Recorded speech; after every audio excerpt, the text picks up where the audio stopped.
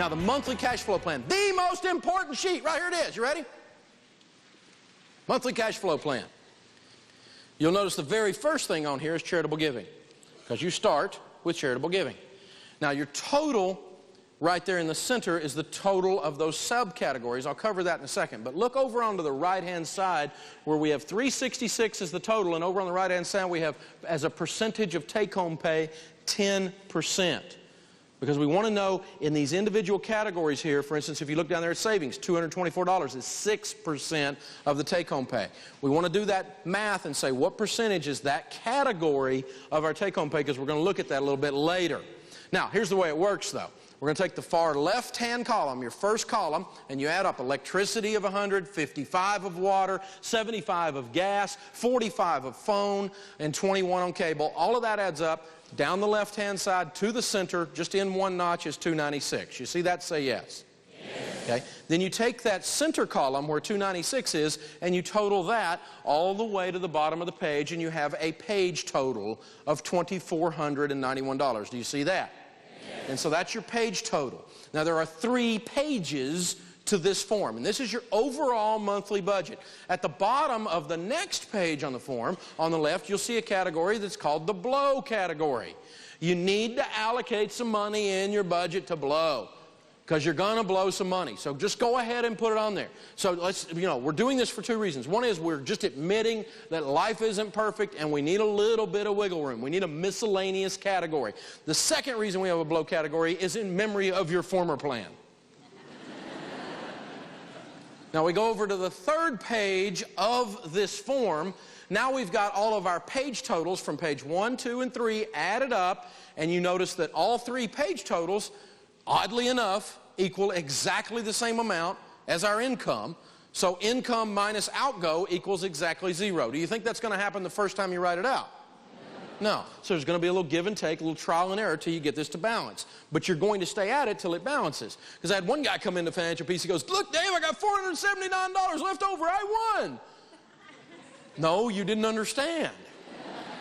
That wasn't the goal. Because if you leave $479 just out there floating around, the ants carry it off, don't they? You come back and you might as well just put it in the blow category, because it's just going to leave and you're not going to know what happened to it, right? So give it a name. I don't care what you name it. It's your money. But give it a name. Every dollar has a name. Income minus outgo. It's going to take a little bit of messing with it to get it to hit. But income minus outgo equals exactly 0. And remember, any found money, any extra money we find, we're putting on whichever baby step that we're in. Whether we're on baby step 1, 2, 3, or 4, wherever we are, that's what we're concentrating on. And I'm going to walk through that whole system before we're done, and you'll see exactly how to do that. A budget doesn't have anything to do with income. It has to do with expenses. Right now, you don't have any full-time adult expenses, so your budget will be shorter. What's most important is telling your money what to do. Remember, goal setters win, and a budget cash flow plan is your written financial plan. Here's how to get started. Use the student budgeting forms, which you can get online or from your teacher. Spend every dollar on paper before you get paid. For example, if you make $200 a month, that's what you write down for income, and that's what you'll spend. Next, write down the money you plan to spend for each category. If you don't have some of those expenses, just leave them blank. The money you should spend should always equal the money you earn. This is called a zero-based budget. When you start having more expenses, you can use the monthly cash flow forms, which have more categories. Here's a couple of things to remember. Use the envelopes for each category that you tend to overspend, like food, entertainment, clothing, or how about that cell phone bill? You can make your own envelopes, or you can get the deluxe envelope system. And remember, practice makes perfect. You won't get it right the first time. Now, recommended percentages, this one really gets the nerds uptight. And I've almost taken this form out of the budget form system, because people completely go bananas with it.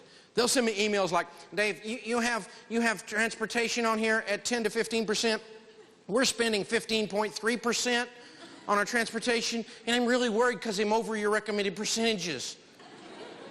You need to just kind of lighten up and take a chill pill.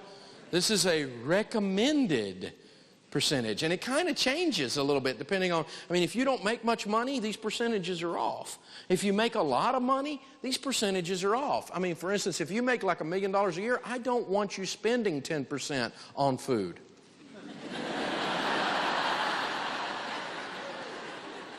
You would be rather large. Okay? So this is a general concept. But it does bring to bear something like with transportation. If you've got a car payment that's 60% of your take-home pay, you got issues. Now, the allocated spending is probably the most important form in all the budget forms. Now, the monthly budget where we lay out the whole month is a 3-page plan. You remember that plan? Say yes. Yes. We're going to take the numbers from that, and now we're going to develop the plan we're really going to manage with day to day, week to week, trying to figure out where we stand with everything. And that's this form. This is the form right here. Do not mess this form. We have 4 weeks of July represented here. Now, some of you get paid 1st and 15th. Some of you get paid once a month. Some of you get paid weekly. Some of you get paid very weekly, okay? And we're going to, so you just got to write it all down. You got to figure out, now this month I'm going to get a paycheck on this date, and she's or he's going to get a paycheck on that date, and my extra job paycheck's going to come in here. And you look at that ahead of time, and you put those paychecks, the total of your paychecks for a given week, at the top of that week. So I got 3,188, 0, 472, and 0 is the income I've got to spend on my overall situation. Are you with me? Say yes. Yes. Now I'm going to spend 3,188. There I'm going to take 366 out of 3,188. To the left of that slash, to the right of that slash, you see what is 2822. That's what's left over after I take 3,188 minus 366 is 2822. Minus 224 down there at savings, do you see it? Leaves 2598. And I keep going back and spending to the balance, back and spend, and to the balance until I get to the right of that slash to a 0. And I've got that week then spent on paper, on purpose, before the month begins. I've got the other week then spent. You kind of already do this form in your head when you say, I pay the car payment and the cable bill in the second check. That's kind of what you do in your head then. You're kind of allocating it to different checks already. What I'm doing here is making you go to detail on it, because this is like you manage money for a company. If you worked for a company and manage money, this is the kind of stuff you have to do. They want to know how the cash is going to flow. They want to know how the payables are going to clear. They're wanting purchase orders. And when professionals manage money, this is how they do it. Every dollar has a name before the month begins. If you work in a corporate situation where you have P&L responsibility, they'll kick your butt if you don't do stuff like this. It's that simple. Or fire you, or however that works.